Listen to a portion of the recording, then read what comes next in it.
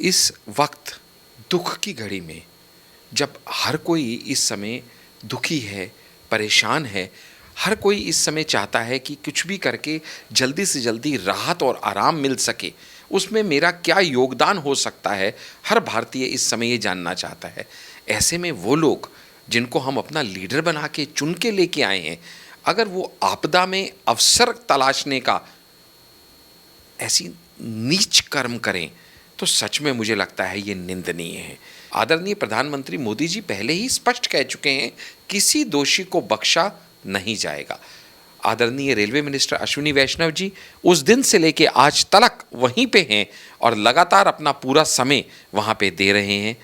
ठीक है, ये कोई ऐसा नहीं है कि कोई उनके एहसान मानने जैसा है, उनका फ़र्ज़ है। लेकिन जब उनके फ़र्ज़ की बात करते हैं तो क्या विपक्षी पार्टियों का कोई फ़र्ज़ नहीं है? आप देखिएगा, ममता बनर्जी उस राज्य में पहुंचती हैं जहां पे वो एक गेस्ट सीएम है। वहां के सीएम कौन है? नवीन पटनायक जी। रेलवे मिनिस्टर कौन है? अश्विनी वैष्णव जी। और प्रधानमंत्री कौन है? श्री नरेंद्र मोदी जी। ममता बनर्जी एक गेस्ट की हैसियत से उस स्टेट में पहुंचती हैं और उसके बाद वो मीडिया को संबोधित करती हैं। उसके बाद वो अश्विनी वैष्णव जी को कटघरे में खड़ा करती हैं। उसके बाद वो लोगों को भ्रमित करने के लिए गलत गलत जानकारियां साझा करती हैं और जब रेल मिनिस्टर उनको टोकते हैं तो फिर वो उनके ऊपर पर्सनल अटैक्स पे उतर आती हैं। नमस्कार, मैं हूं आपके साथ अर्जुन खजूरिया और आपका स्वागत है हमारे चैनल पर। हमारे साथ इस समय बातचीत करने के लिए डॉक्टर आशीष हांडा मौजूद हैं। देश में जिस हिसाब से एक गमगीन इस समय माहौल छाया हुआ है, क्योंकि जो बालासोर में ट्रेन हादसा हुआ उससे कहीं ना कहीं पूरा देश जो है वो आज दुखी है। लेकिन इसी बीच अगर बात की जाए तो यहाँ पर खुद प्रधानमंत्री नरेंद्र मोदी, उड़ीसा के मुख्यमंत्री नवीन पटनायक, खुद रेलवे मिनिस्टर जो अश्विनी वैष्णव हैं, वो इस मुद्दे पर जो है लगातार अपडेट ले रहे हैं और इस पर जो है काम कर रहे हैं। लेकिन बहुत सारे ऐसे विपक्षी नेता हैं जो इस समय इस दुख की घड़ी में भी राजनीतिक रोटियां सेकने का काम कर रहे हैं, चाहे उसमें खुद ममता बनर्जी हों, पूर्व रेलवे मिनिस्टर मल्लिकार्जुन खड़गे हों, या फिर अगर बात की है तो तमाम बाकी नेता हों, लालू प्रसाद यादव हो, वो भी रेलवे मिनिस्टर रहे हैं। आशीष जी, सबसे पहले एक कॉमन सवाल सभी विपक्षियों के लिए मैं पूछना चाहता हूं कि इस समय जब लगभग हम 300 के आसपास जो आंकड़ा आ रहा है कि 288 लोग जो है वो हमारे बीच में नहीं रहे, ये हादसा हुआ, उसकी अब वजह भी सामने आई है, क्या लग रहा है क्यों जो है ये विपक्षी नेता इस समय आकर के राजनीतिक रोटियां सेकने का काम कर रहे हैं? जो एक यहाँ पर कॉज भी बताया गया कि इसमें जो है इलेक्ट्रॉनिक इंटरलॉकिंग की वजह से ये हुआ है, उसमें बदलाव की वजह से हुआ है। उसको भी कांग्रेस का भी कुछ देर पहले अपडेट आया है, मना कर कह रहे इतनी जल्दी कैसे हो गया, इतनी जल्दी कैसे जांच कर ली, इतनी जल्दी कैसे बता दिया आप लोगों ने, पूरे देश को दिखाओ, सार्वजनिक करो रिपोर्ट। क्या कहेंगे इस पर आशीष जी? सबसे पहले तो आपके चैनल और आपके दर्शकों के माध्यम से सभी डिजीज्ड, सभी जो हमारे बीच में नहीं रहे, गुजर गए, ऐसे हमारे भारतवासियों के लिए, 288 के लिए दिल से संवेदनाएं, और जो इस समय क्षतिग्रस्त हैं, बीमार हैं, इलाज करा रहे हैं, उनको जल्दी स्वास्थ्य लाभ हो, ऐसी शुभकामनाएं भारतीय जनता पार्टी की तरफ से मैं देना चाहता हूं। देखिएगा, जो आपका सवाल है वो सच में बहुत गंभीर है। इस वक्त दुख की घड़ी में जब हर कोई इस समय दुखी है, परेशान है, हर कोई इस समय चाहता है कि कुछ भी करके जल्दी से जल्दी राहत और आराम मिल सके, उसमें मेरा क्या योगदान हो सकता है, हर भारतीय इस समय ये जानना चाहता है। ऐसे में वो लोग जिनको हम अपना लीडर बना के चुन के लेके आए हैं, अगर वो आपदा में अवसर तलाशने का ऐसी नीच कर्म करें तो सच में मुझे लगता है ये निंदनीय है। मैं कहूँगा, इससे पार्टी से कोई बिलोंग नहीं करता। इस समय हम सब भारतीय हैं और ये भारत पे आई एक आपदा है, विपदा है, ठीक है, दुर्घटना है, कभी भी कहीं भी हो सकती है, और उस दुर्घटना के चलते उसके क्या कारण रहे हैं वो सब भी जांच का विषय है, और जो भी इसके लिए दोषी पाए जाएंगे, आदरणीय प्रधानमंत्री मोदी जी पहले ही स्पष्ट कह चुके हैं, किसी दोषी को बख्शा नहीं जाएगा। आदरणीय रेलवे मिनिस्टर अश्विनी वैष्णव जी उस दिन से लेके आज तक वहीं पे हैं और लगातार अपना पूरा समय वहाँ पे दे रहे हैं। ठीक है, ये कोई ऐसा नहीं है कि कोई उनके एहसान मानने जैसा है, उनका फ़र्ज़ है। लेकिन जब उनके फ़र्ज़ की बात करते हैं तो क्या विपक्षी पार्टियों का कोई फ़र्ज़ नहीं है? आप देखिएगा, ममता बनर्जी उस राज्य में पहुँचती हैं जहाँ पे वो एक गेस्ट सीएम है। वहाँ के सीएम कौन है?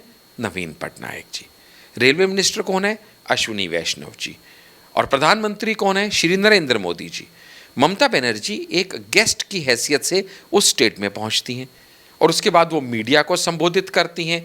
उसके बाद वो अश्विनी वैष्णव जी को कटघरे में खड़ा करती हैं। उसके बाद वो लोगों को भ्रमित करने के लिए गलत गलत जानकारियां साझा करती हैं और जब रेल मिनिस्टर उनको टोकते हैं तो फिर वो उनके ऊपर पर्सनल अटैक्स पे उतर आती हैं। पीएम मोदी को कटघरे में खड़ा करना शुरू कर देती हैं। रेलवे को कहीं ना कहीं वो अपनी तरफ से मैं तुमको रेलवे को भी मैं ये बताना चाहती हूँ, समझाना चाहती हूँ, अपनी राय देना चाहती हूँ। आप बताइएगा, जहाँ पे 288 लोग गुजरे वहाँ पे पब्लिकली ये कहना कि 500 लोग गुजर चुके हैं और फिर रेल मिनिस्टर द्वारा उनका टोका जाना कि नहीं ये गलत जानकारी आप दे रहे हैं, तो फिर ये कहने की बजाय ओहो कोई बात नहीं, फिर ये कहना कि अभी 3 बोगियों का तो अभी स्पष्टीकरण आया नहीं, वो अभी खाली हुई नहीं। यानी वो ये सोच रही हैं कि इन 3 बोगियों में और जाके कहीं ना कहीं 100-150 लोग और मरे ही होंगे। इस तरह की भावना रखना और फिर रेल मिनिस्टर का उनको क्लियरिफिकेशन देना, नहीं दीदी सारी बोगियां क्लियर की जा चुकी हैं। फिर ये कहना कि रेल बजट जो है वो कम कर दिया गया है और रेल बजट दुनिया जानती है कि 9 गुना बड़ा है जितना 13-14 में था उससे, और जितना रेल बजट इस समय आया है मोर देन 2 लाख करोड़, इतना तो कभी आज तक था ही नहीं। फिर एक के बाद एक गलत बयानी करना, और मुझे लगता है इस तरह के लोगों की भावनाओं के साथ खेलना, जहां आप संवेदनाएं व्यक्त करने गए हो वहां अगर आप सिर्फ संवेदनाएं व्यक्त करने के तक ही अपने आप को सीमित रखें, अरे राजनीति करने के लिए बथेरे अवसर मिलेंगे। राजनीति करने के लिए वही आपको अवसर मिला क्या? उस समय कुछ लोगों के आंसू पोंछ लीजिए, कुछ की मदद कर दीजिए, और उसके बाद रेल मिनिस्टर को भरी सभा में ये कहना कि इन सबको 15 लाख कंपनसेशन मिलेगा और फिर उनका करेक्ट करना कि नहीं मैडम 15 नहीं 10 होता है। यानी ये सब ऐसा नहीं है कि वो भी चीफ मिनिस्टर है, उनको मालूम नहीं है, उनको सब मालूम है, उनसे गलतियां नहीं होती हैं। खुद अपनी बात पे जरा सी बात पे इरिटेट होने वाली ममता बनर्जी जी, याद होगा ना आपके दर्शकों को, अगर मोदी जी ने इतना तक भी कह दिया था ओ दीदी, तो ये ओ दीदी भी उनको गाली जैसा चुभ गया था। अगर किसी ने नारा लगा दिया था उनकी रैली में जय श्री राम, तो ये जय श्री राम उनको किसी गाली जैसा लग गया था। अपनी बारी में तो इतनी ज्यादा वो संवेदनाएं दिखाती हैं कि मैं इतनी टची हूं, मैं इतनी ज्यादा सेंसिटिव हूं, मेरे बारे में कुछ कह मत दीजिएगा, मुझे बुरा लगने जैसा कोई वक्तव्य मत दे दीजिएगा, भले ही वो वक्तव्य बुरा लगने वाला ना हो। लेकिन खुद इस तरह की बात करना और ये भूलते हुए कि कभी आप भी रेल मिनिस्टर थी, जब आपके टाइम पे ऐसे हादसे हुआ करते थे। मैं उनको याद नहीं करना चाहता, लेकिन अपने टाइम पे हुए ऐसे हादसों में वो हादसा होने के बावजूद भाषणबाजी उन्होंने चालू रखी थी। और जब उनके टाइम पे मिदनापुर में ऐसा ही हादसा एक हुआ था जहाँ पे 13 बोगियां डिरेल हो गई थी और सामने आने वाली ट्रेन की 4 बोगियों से भिड़ गई थी और बहुत ज़्यादा 170 के आसपास लोगों की वहाँ मृत्यु हो गई थी। तो रेल मिनिस्टर होने के नाते भी उसकी रिस्पॉन्सिबिलिटी लेने की बजाय उन्होंने सारा का सारा ठीकरा ये कह दिया था कि ये विपक्ष की साजिश है या माओवादिस्ट का ये काम लगता है। और उस समय और लोगों ने उनको समझाया था कि भैया आप रेल मिनिस्टर हैं, और आज खुद वही हरकतें वो करती हुई नजर आ रही हैं जो कि सच में बहुत ही निंदनीय है और न्यूनतम स्तर है ये राजनीति का, मुझे ऐसा लगता है।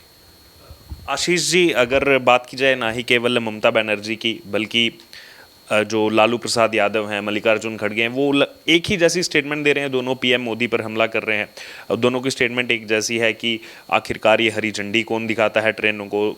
मल्लिकार्जुन खड़गे कह रहे हैं सफ़ेद ट्रेनों को हरी झंडी कौन दिखाता है, सबको पता है दोषी कौन है, ये सामने आना चाहिए। सुरक्षा के लिए कुछ नहीं किया पीएम मोदी ने। तो कहीं ना कहीं अब निशाने पर पहले रेलवे मंत्री का इस्तीफा मांगा जा रहा था, अब निशाने पर प्रधानमंत्री नरेंद्र मोदी हैं। देखिए मैंने वही कहा ना, यहाँ पे उनका मकसद सिर्फ क्या है, मकसद एक ही है कि कोई भी अगर घटना हो जाए, अब घटना तो किसी के हाथ में नहीं है, पूरी कोशिश की जाती है। आपको पता होगा, आपके दर्शकों को पता होगा कि इंडियन रेलवेज का जो नेटवर्क है one of the biggest in the world है।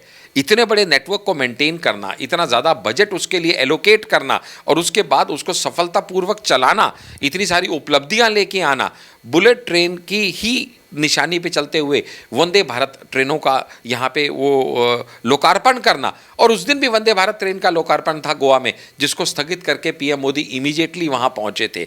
जिस तरह से पूरे की पूरी निष्ठा भाव के साथ पूरी टीम लगी हुई है मोदी जी के नेतृत्व में, उसके बाद उनके ऊपर यूं सवालिया निशान खड़ा करना, मुझे लगता है फिर से वही कहूँगा, न्यूनतम स्तर जो है ये राजनीति का और आपदा में अवसर खोजने की कोशिश है। मुझे लगता नहीं ऐसा करके ये जो भी घायल हैं, पीड़ित हैं, या जो परिवार अपने प्रियजन को खो चुके हैं, ऐसे में देखिएगा बहुत सारे लोग उनकी पार्टी के भी होंगे, बहुत सारे उनके समर्थक भी होंगे। इस समय हम सबको कंधे से कंधा मिला के, हाथ से हाथ जोड़ के ये प्रयास करना चाहिए कि कैसे 1 और 1 11 हो सकते हैं और कैसे ज़्यादा से ज़्यादा सहायता सामग्री वहाँ पहुँच सकती है, घायलों के लिए क्या किया जा सकता है, परिवारजन के लिए क्या किया जा सकता है, वो सब छोड़ के इस समय एक दूसरे के ऊपर ये आरोप प्रत्यारोप का खेल खेलना, इस तरह से किसी को दोषी बनाना, और ये मुझे लगता है कि कहीं ना कहीं ये जनता देख रही है कि किस तरह से इस समय उनके दर्द से, उनके आंसुओं से ये विपक्षी नेता खिलवाड़ करने का प्रयास कर रहे हैं, जिनका जवाब उनको डेफिनेटली मिलेगा, सही समय पे मिलेगा और उपयुक्त तरीके से मिलेगा, इसमें हमें कोई संशय नहीं। लेकिन इस समय पूरी की पूरी सरकार का, सेंट्रल गवर्नमेंट का, मोदी जी के नेतृत्व में सभी जन का एक ही मकसद है, एक ही इस समय उनका कोशिश है, और वो ये कि किस तरह से इस आपदा में आई हुई क्षति को कम से कम न्यूनतम स्तर पर लाने का प्रयास किया जाए, जिसमें प्रभु से कामना है कि हमारी इस मेहनत को